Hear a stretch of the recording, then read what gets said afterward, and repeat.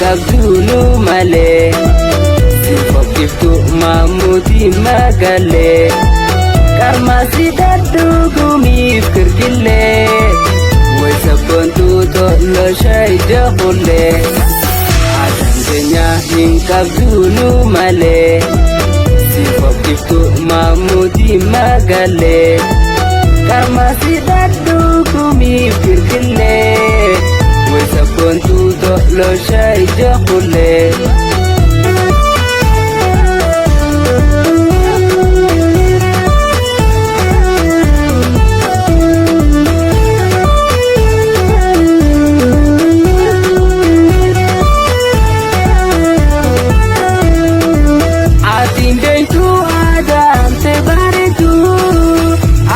Dina sigadu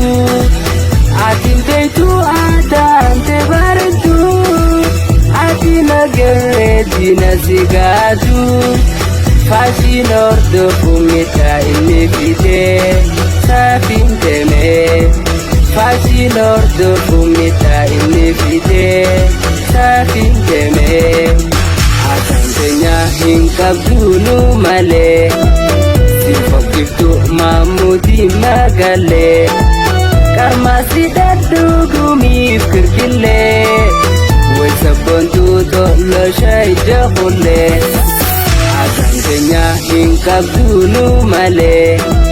Sifokiftu mamuti magale Karmasi daddu gumiif kirkille Way sabontu tolo shayda khulle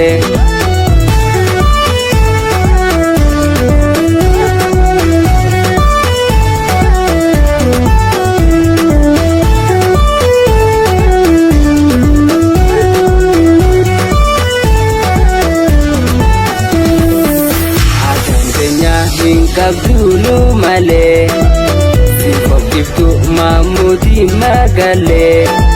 Karmasi daddu gumiif kirkille Way sabontu tolo shayda khulle Adandenya hin qabdunu male Sifokiftu mamuti magale Karmasi daddu gumiif kirkille Way sabontu tolo shayda khulle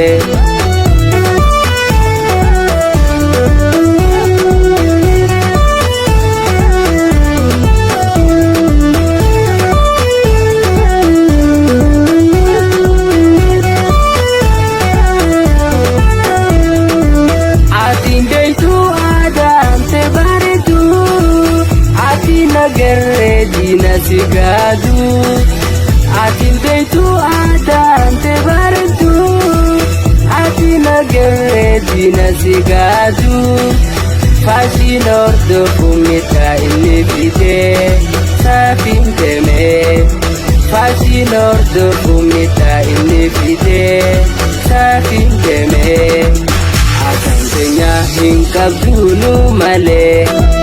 Sifokiftu mamuti magale Karmasi daddu gumiif kirkille Way sabontu tolo shayda khulle Adandenya hin qabdunu male Sifokiftu mamuti magale Karmasi daddu gumiif kirkille Way sabontu tolo shayda khulle